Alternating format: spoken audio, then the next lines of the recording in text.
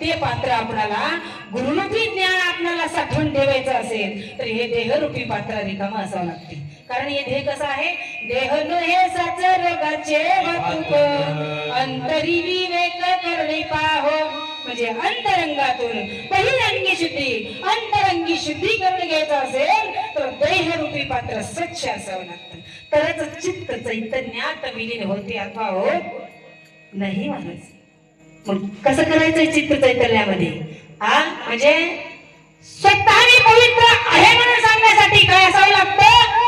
आत्मशुद्धी असावी लागते. एखाद्या जाणकार माणसाला हा जाणकारी आहे हे कधी म्हणू शकतो आपण? जोपर्यंत आपल्याला त्याचं ज्ञान साध्य होणार नाही. चुका काढणार तर भरपूर असतात. पटीमागात हिंडाला याला काय लागले वर्षानं समोर येत नाही आणि जे जाते त्याला जाऊ देत नाही. क्रिकेट खेळतात काय? तरुण आहेत का इथं? एक दोन तरुण आहेत. आता आमचा शिष्टी बोला दादा सांगा सगळ्या त्यांना पाहून तुम्ही क्रिकेट खेळला का?